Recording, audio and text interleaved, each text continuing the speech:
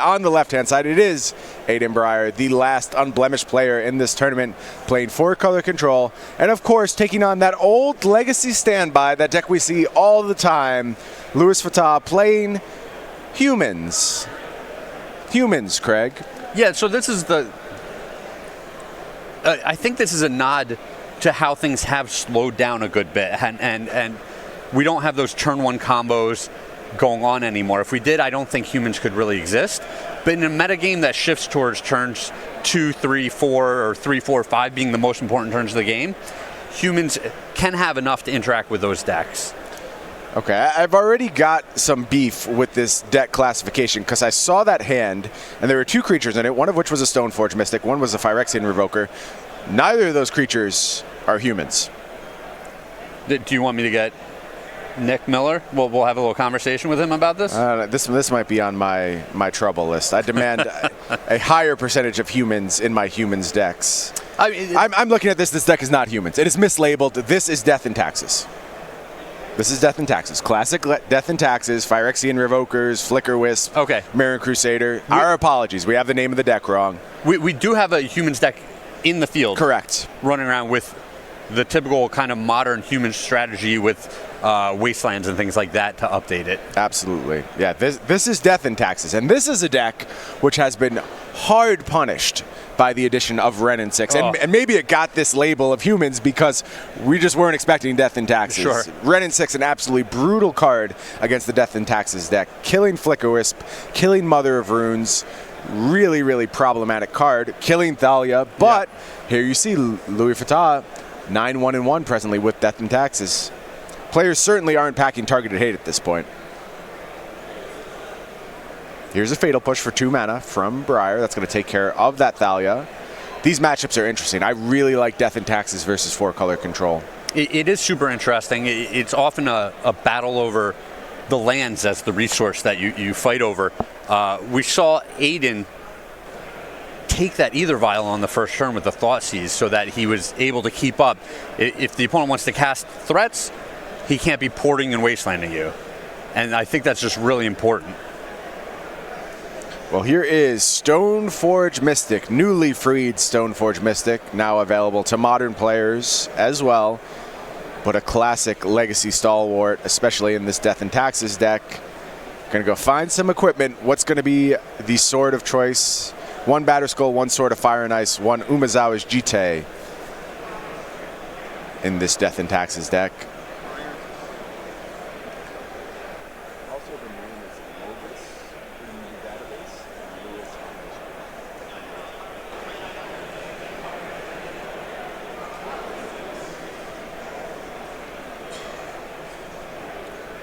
Aiden just going to do a little fetching here.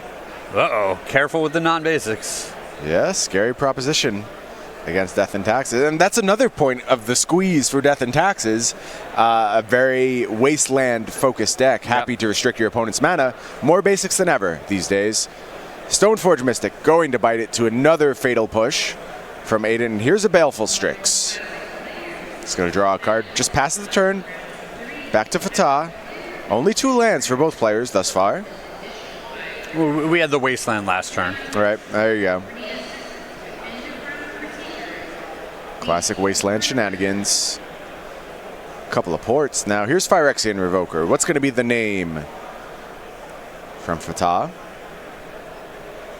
Man, just Wrenn and 6 against this strategy. So it would kill almost all of these creatures, and it's so good against the port Wasteland strategy. Fata very aware of that problem, naming Wrenn and 6 with that Phyrexian Revoker. Here's a second copy of Baleful Strix. Still no additional land from Brier. And I like the no attack from Aiden. He's saying, yeah, it doesn't matter if I get in for 1 here. Like that 1 point of damage is almost meaningless the way that the games play out. He's either going to accumulate this huge advantage and overwhelm his opponent with a Planeswalker, or the opponent's going to attack him to death.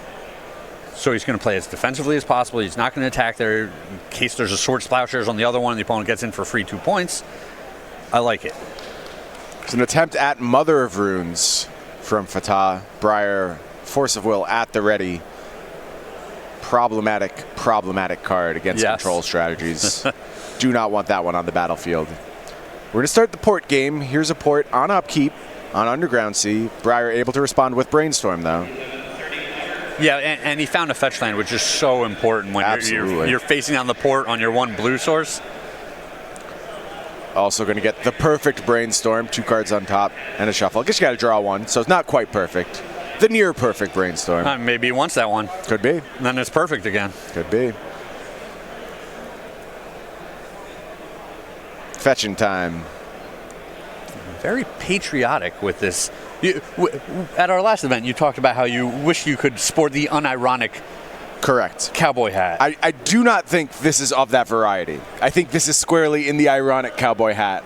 Okay, so this wouldn't... This doesn't tickle your fancy. I just don't feel like this is a natural part of Aiden's wardrobe. I'm not saying I don't like it.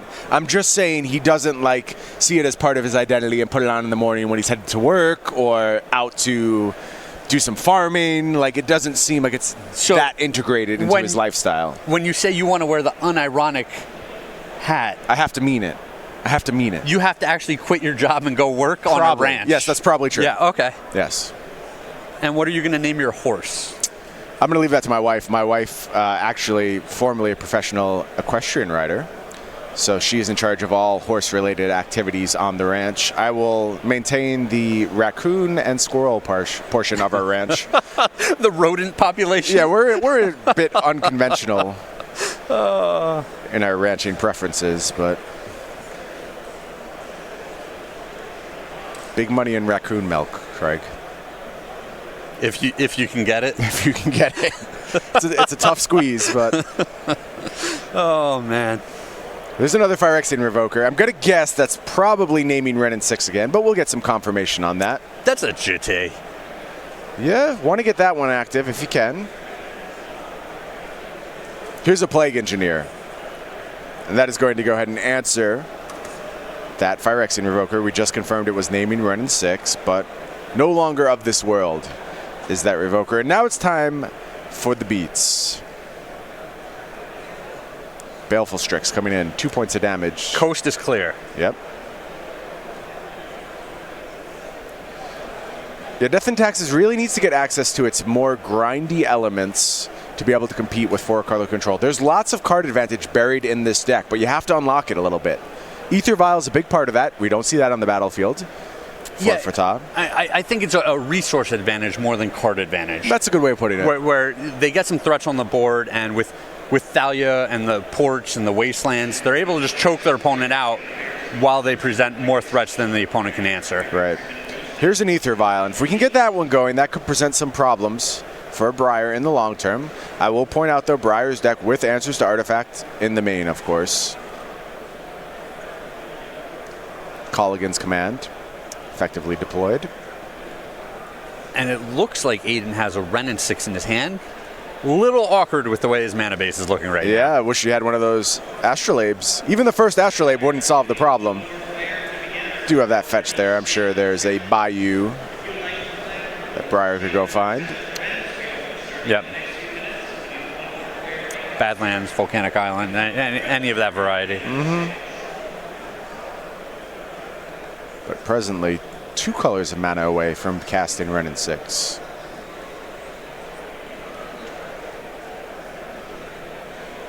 So that Ether Vial starting to tick up now. Yeah, it's real Board at the ready. Awkward. It's staring down that Ether Vial and the Jitte on the board. Scary. Yeah, you really don't want the first set of counters to end up on the Jitte. Yeah, scary spot.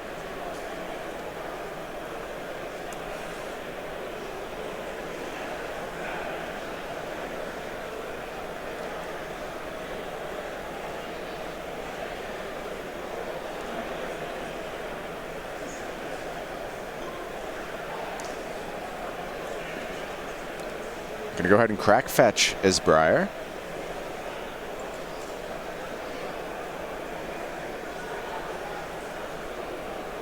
Looks like we are going to get Tropical Island.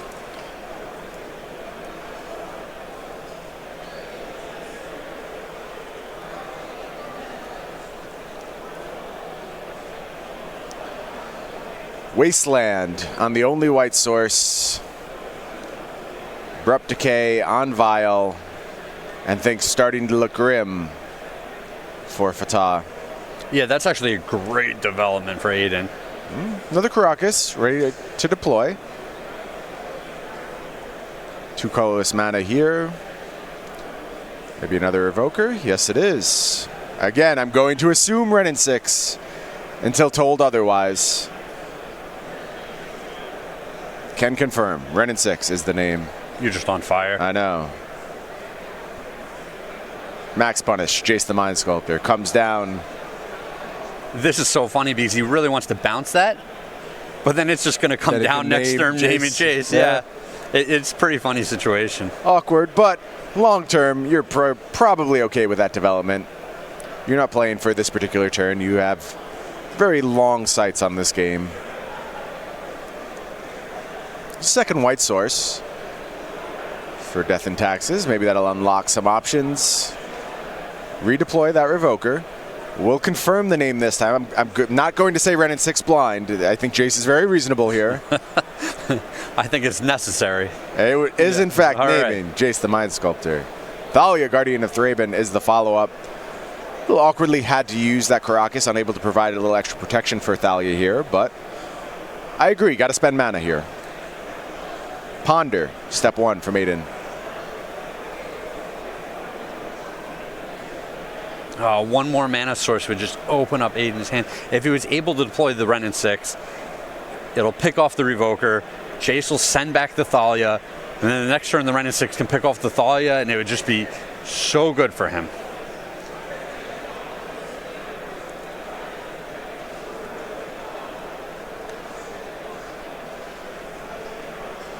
Conversely, if he's not able to make a meaningful play this turn, the Jitty going onto the Thalia, first strike, getting some counters, that would be huge. Yeah, let's see if for Lewis's side of the board. Let's see if Lewis can make that happen.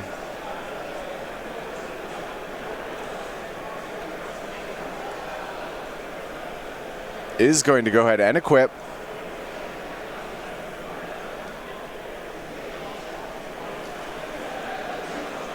Is Umezawa's GT going to get active? So many games of Magic have been determined by this question. Is this going to work? There's some combat damage. That means counters. Ooh, this is a problem. That means these Strix can be cleaned up, and the offense might now be starting. Well, the Strix gets cleaned up. The Jitty can protect the Thalia from a potential Renin 6. It's just so big. Getting the first counters on there is just so significant. Mother of Runes, a nice follow-up.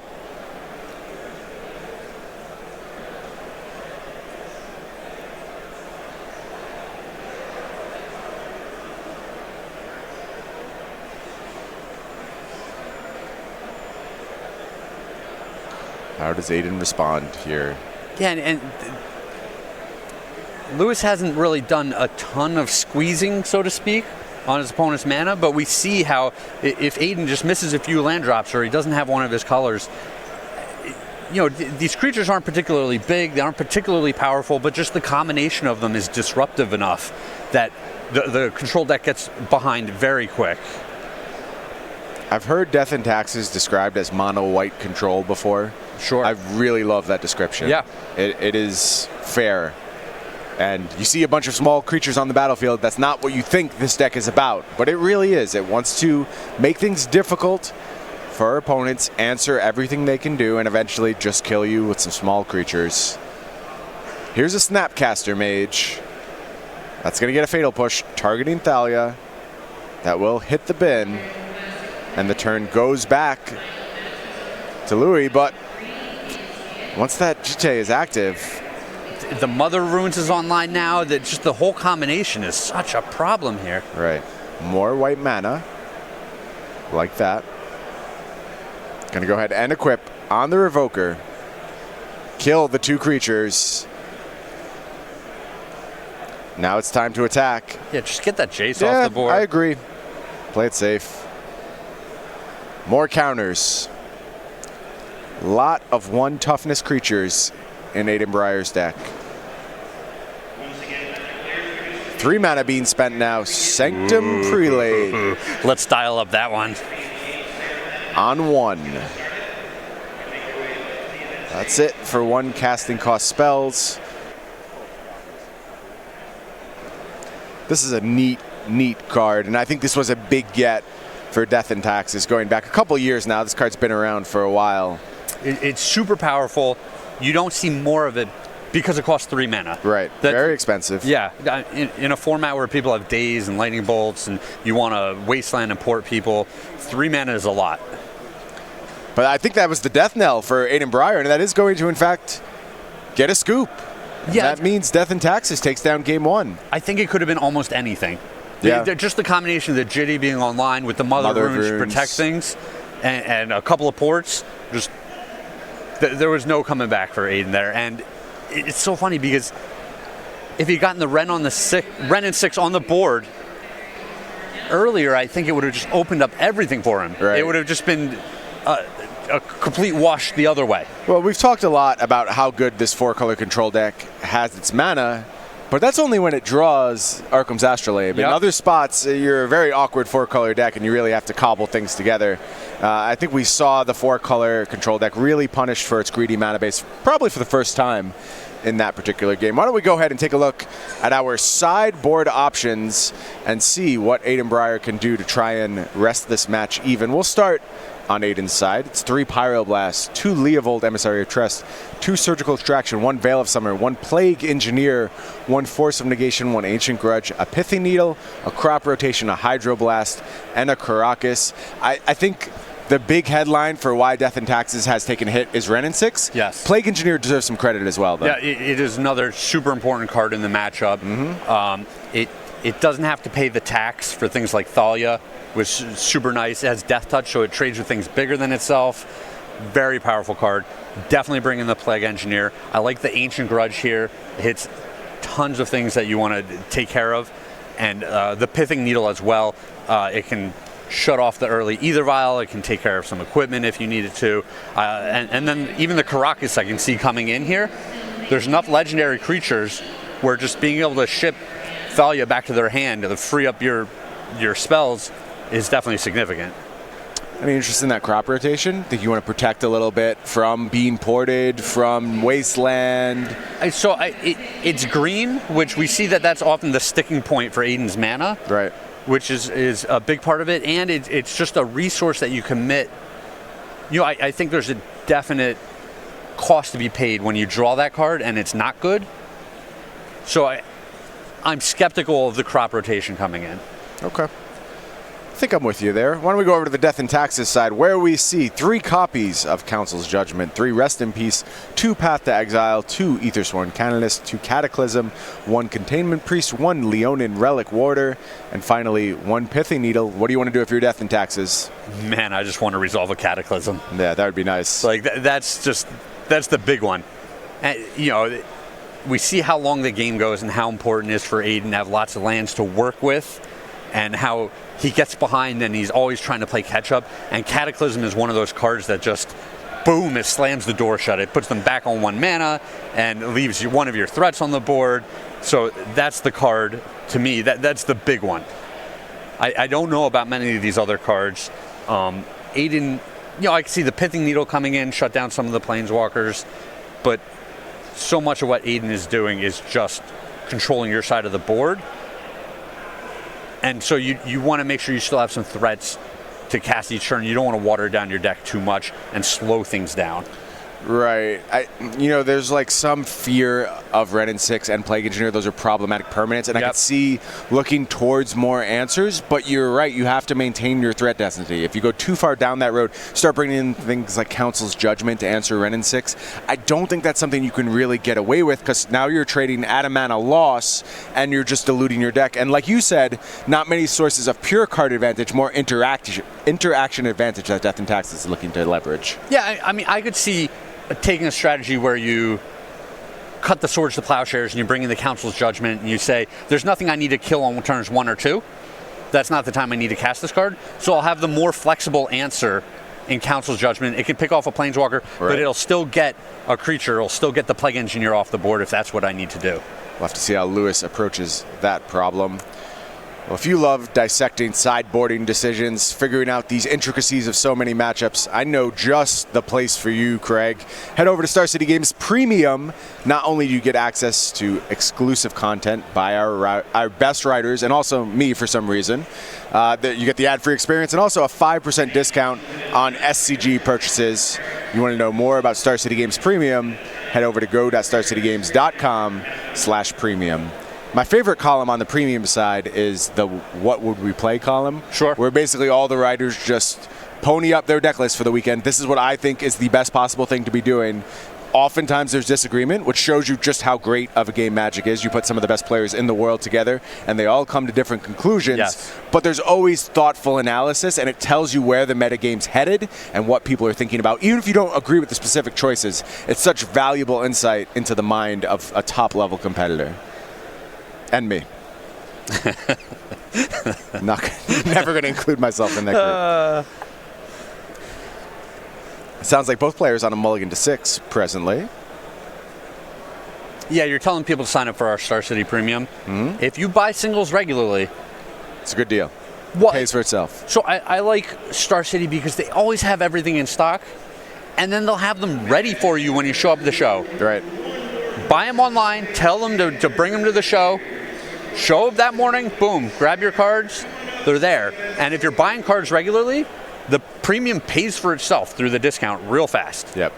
Yeah, if you've never used the in-store pickup option to pick up at one of our opens, very convenient. You don't have to worry about things. Your cards will always be there. Here's a nice start for Death and Taxes. Ether Vial, turn 1. The ideal start, I would say.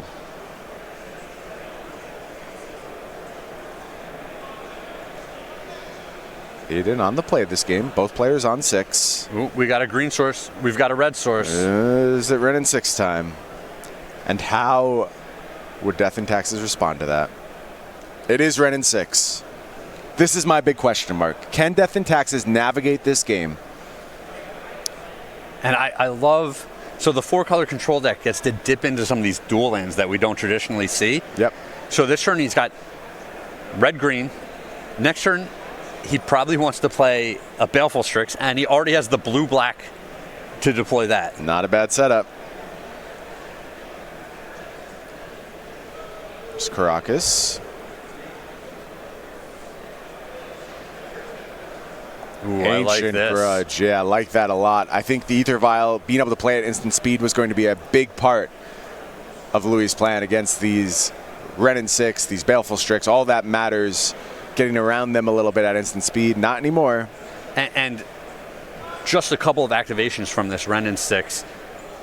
You know, even if a Council's Judgment gets it off the board next turn, getting those extra lands is just so big for Aiden. We see that his mana is going to be perfect. He's not going to have to worry about wastelands and ports the same way he had to worry about them in game 1. Craig, how do you tack this much card advantage on a 2-mana Planeswalker? The fact that this can get you a card every single turn for the rest of the game is preposterous for 2 mana.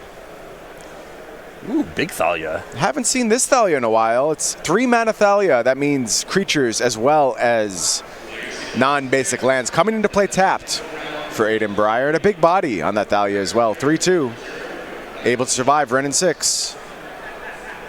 Let's see if that's a meaningful card in this matchup. 4 mana available now, and it's Jace the Mind Sculptor, and this game feels over. Yeah, just wrap it up. Yeah, this is an incredible amount of on-battlefield advantage for Aiden Brier. Well, we saw how the equipment was a big part of how Lewis fought back in the previous game. There's an Ancient Grudge just sitting there in the graveyard. Here's 4 mana. It's Cataclysm time, Craig. How do you feel about that one? This is an equalizer here, huh? Mm-hmm. This is a big get. I'm willing to bet there's not a lot of Force of Wills left in Aiden's deck either. I was going to say, that's one of the ones that commonly gets cited out in this matchup. And I think after you see Cataclysm, you say, maybe I need to bring a couple of these back in. Mm-hmm. Might have been a minute since you saw Cataclysm.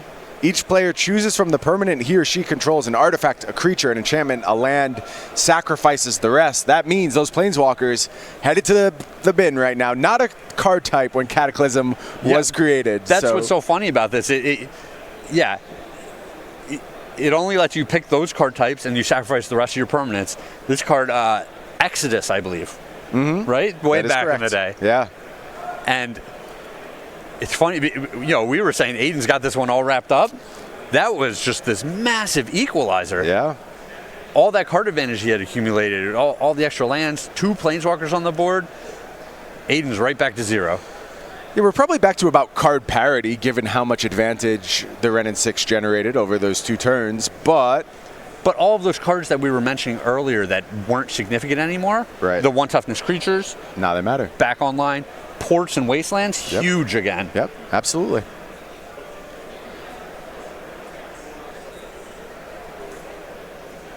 And it could be that Brier is now reliant on getting Astrolabe because a lot of the duels that he would otherwise use are in the bin. Yep. Not multiple copies of those dual lands.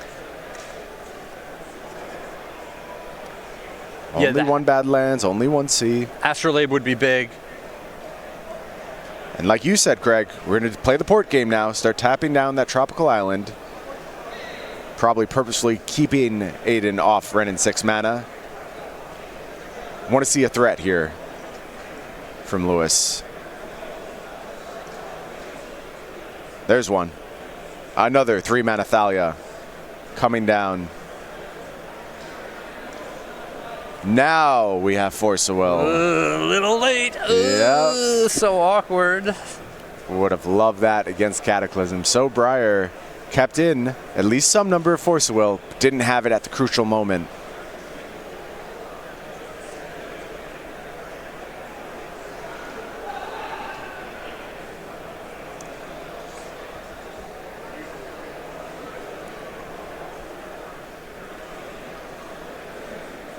Force of Will pitching Baleful Strix. Oh, man, this is another game where you just would love to have the Astrolabe on the board. Yeah. It would have even survived through the Cataclysm. Absolutely. Here's another 3 mana threat. It's a Mirran Crusader. Protection from black, protection from green, and double strike. Here's another Force of Will. Wow, he must have drawn running Force of Wills after the Cataclysm. Ooh, Wasteland. Ooh. The squeeze is coming. Brier struggling to stay alive, but like we said, yeah, it's not card advantage, but it's resource advantage. Here's Karakas. Here's a second Mother of Runes, and that means removal is basically a non-option for Aiden Brier at this point. Going to have to find Plague Engineer or something along those lines if you want to shut down the Mother of Runes effectively. And then he needs to be able to cast it. Thalia, another huge get here. Brier just can't cast spells anymore. Yeah, he's done with spells, and he really doesn't want to fetch up another land until he has something to cast. Yeah, I agree. Going to go ahead and tap down that island. We called it too early, Brian. Craig. We're very stupid. Fair enough. I try not to discredit myself. You set it up too. You were like Cataclysm, absolute equalizer. They could totally change things. Then we called the game for Aiden. And then he played a Cataclysm. And Lewis was like, you guys are idiots. Have you read Cataclysm? Have you read this card? Do you know how powerful it is? Now we do. And it looks like Aiden drew an Astrolabe. Can't cast it. Yeah, that second, he's only got 1 other snow-covered island in his deck. It's in the graveyard. The other snow-covered land, snow-covered swamp. Can't get that with Scalding Tarn. Sure. Well, and the Thalia. Right. It's just jamming him up. You need a second mana source. Well, here's a Bayou. Still no plays to be made for Brier, and that life total rapidly decreasing. 4 more points of damage, and that means Brier needs an answer now. Right now. And there's even a Karakas in case he needs to protect this Thalia from something. What a bunch of junkers. Every time I play against Death and Taxes, it's the most frustrating experience, right? Have you ever played with it?